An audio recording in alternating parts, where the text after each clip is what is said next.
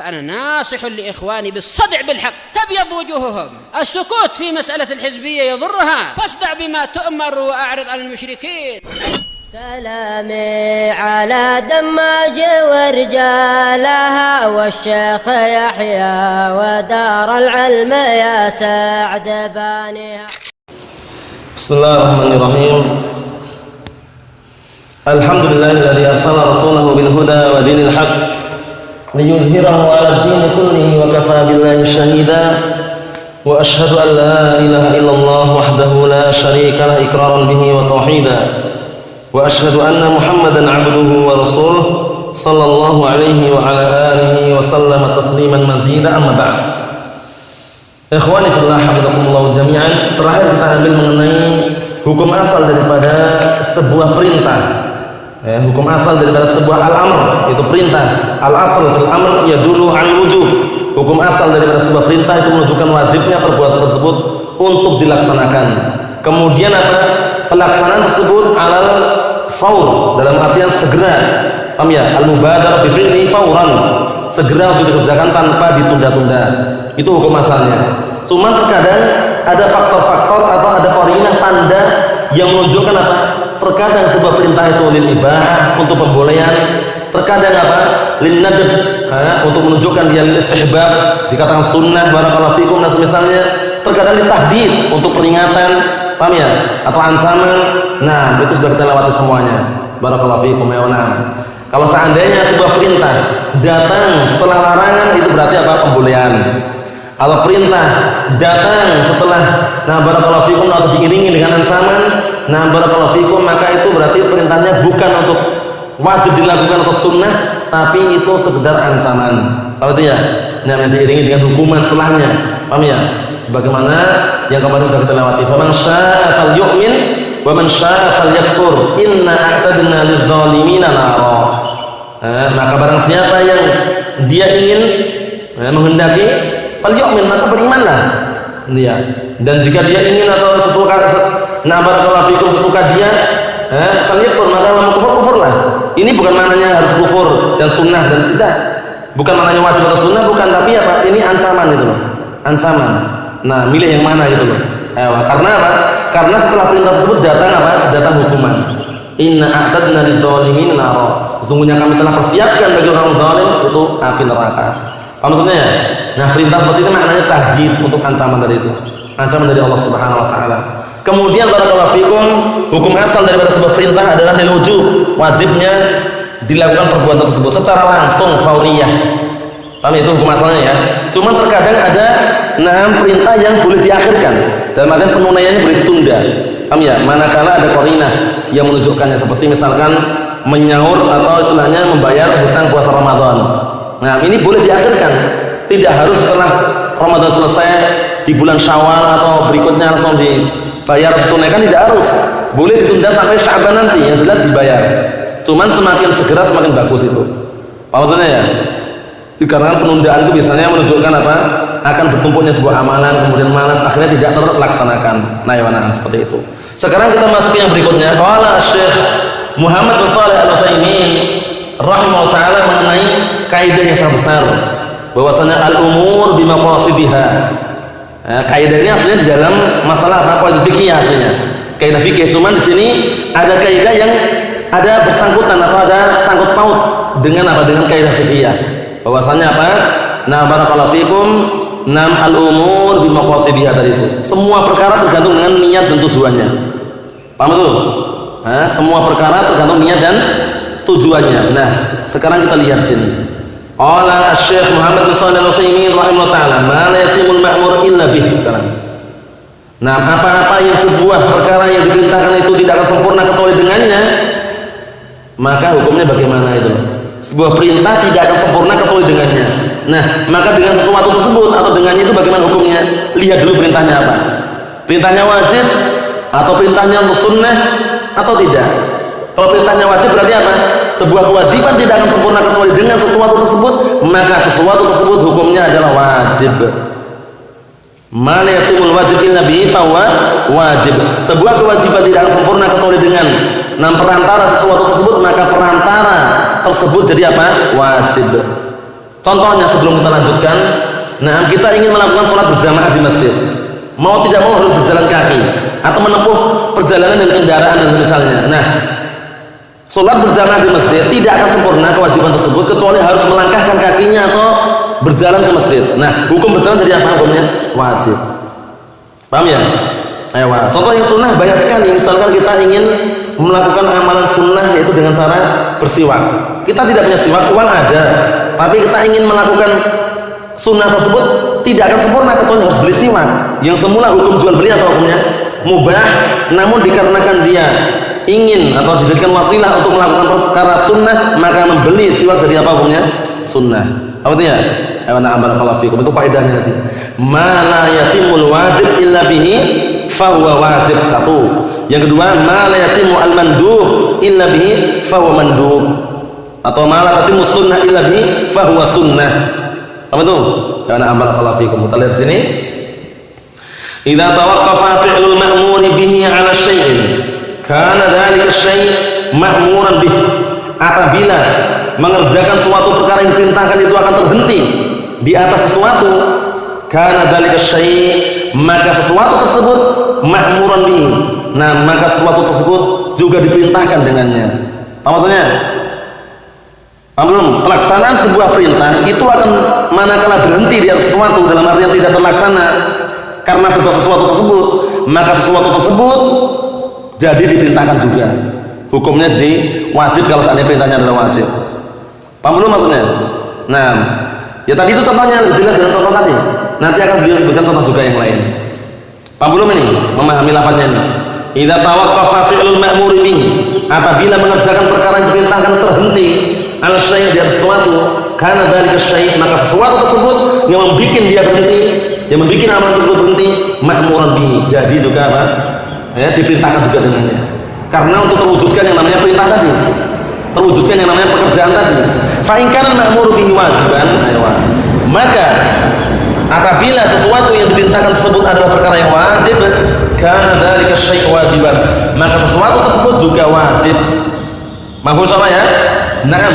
Wa in kana al-ma'mur bihi manduban, dan barakallahu fikum, dan jika sesuatu yang diperintahkan tersebut adalah sunnah, adalah mandub, kana dzalika syai' manduban, maka sesuatu tersebut juga mandub, sunnah juga. Dengan contoh akan lebih jelas. Paham ya? Misalul wajib, contoh yang wajib sekarang. Satrul aurah, menutup aurat. Fa idza tawaqqafa 'ala syira'i thawbin kana dzalika syira' wajiban. Apabila menutup aurat tersebut akan terhenti, kecuali dengan membeli pakaian, maka membeli pakaian tersebut hukumnya jadi apa? Wajib. Apa itu ya? Terhenti atau bergantung dengan membeli pakaian. Paham ya? Nah, kalau sudah tergantung dengan membeli pakaian, maka mau tidak mau dia harus beli pakaian. Wajib hukumnya. Untuk apa? Memenuhi perbuatan yang satrul aurah, menutup aurat. Paham belum ini? Berikutnya, wa misal mandub, contoh yang sunnah yang mandub. At-tatayyub lil Jum'ah, memakai wangi-wangian di hari Jumat atau ketika Jumat.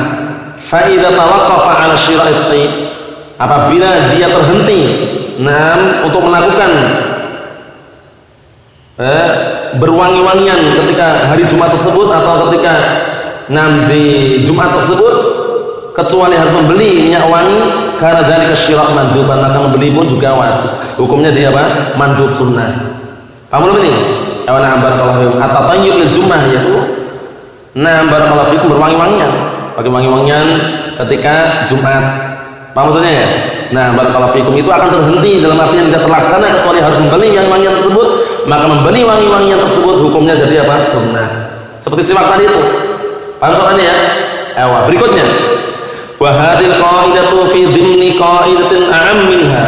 Perhatian nih. Kaidah ini fi dhimni, berada pada kandungan kaidah yang lebih umum dari itu. Jadi kaidah-kaidah yang kita bahas ini tadi, paham ya? Dia itu masih di dalam kandungan kaidah yang lebih umum dari itu. Yang lebih luas itu maksudnya.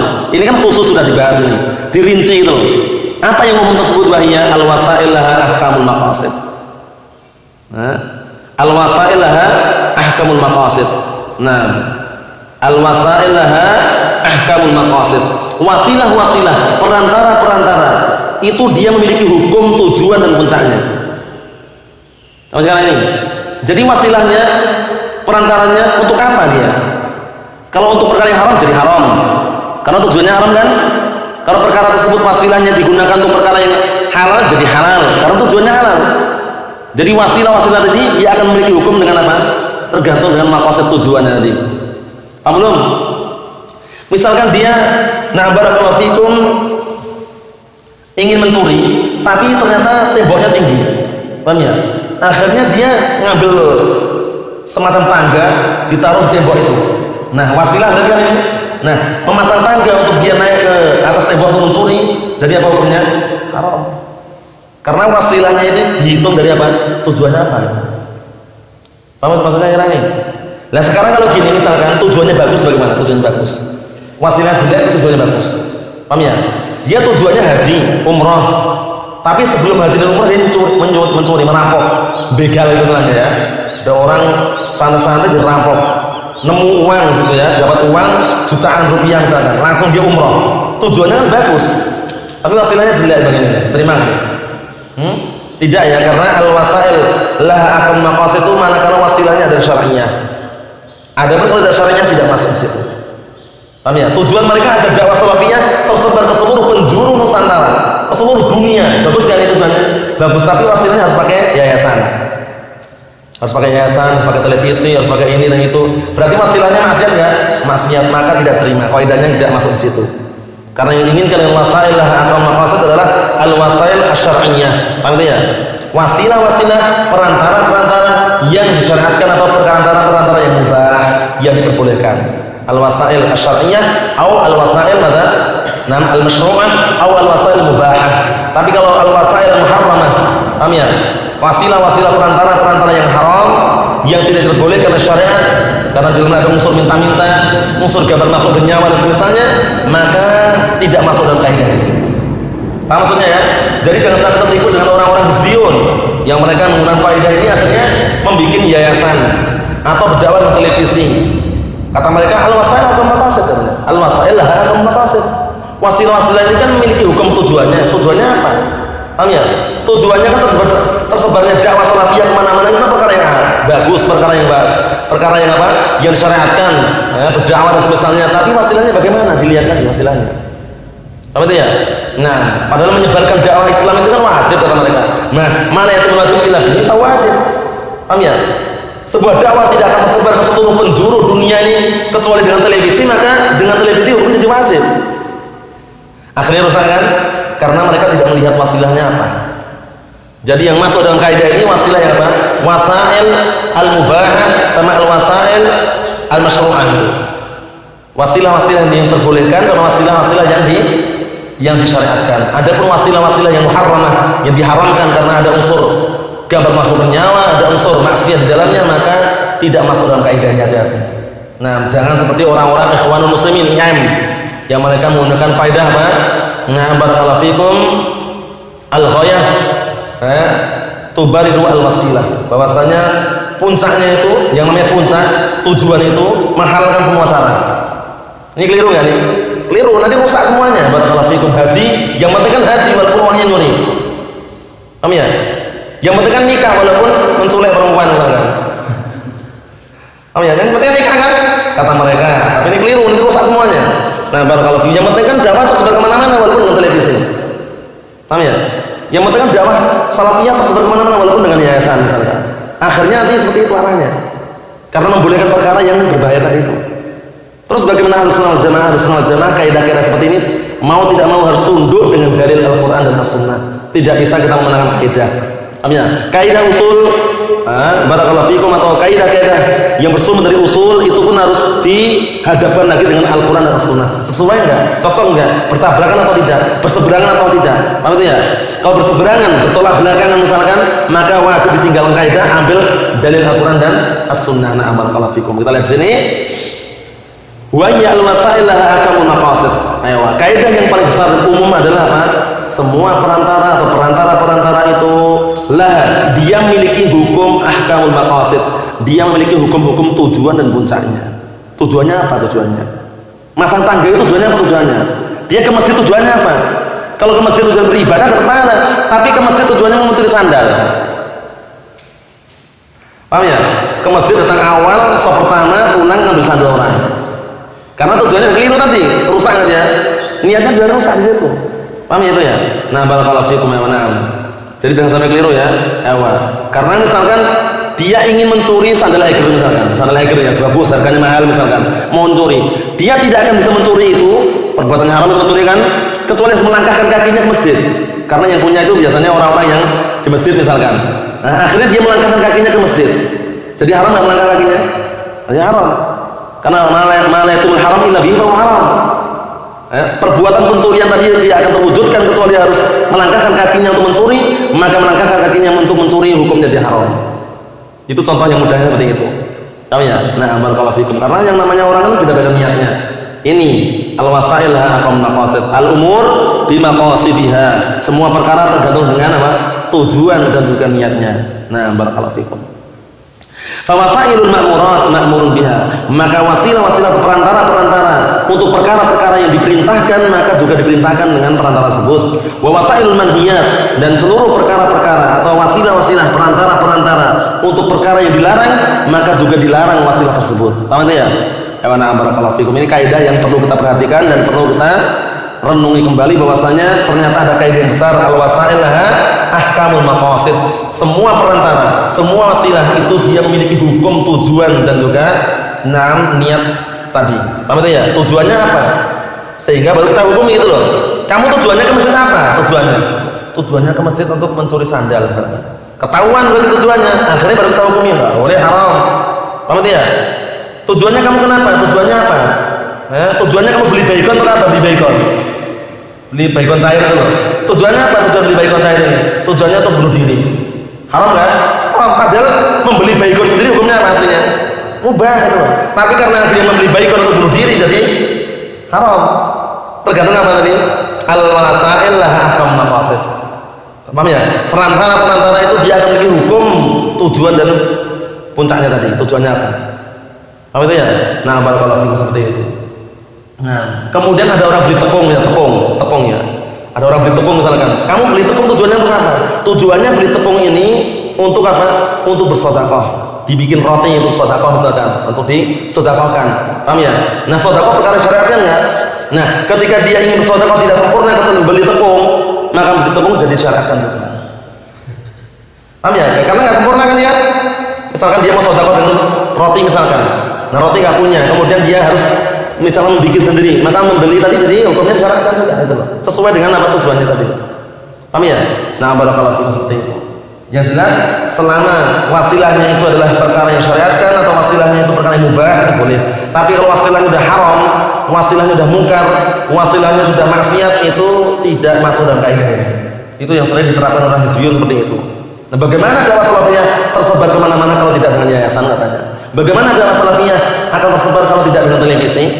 Nah, ini tersebarnya dakwah salafiyah, berdakwah kemana-mana itu kalau dia punya ilmu wajib hukumnya. Nah, kewajiban tidak sempurna kecuali dengan televisi misalkan. Maka berdakwah dengan televisi jadi wajib.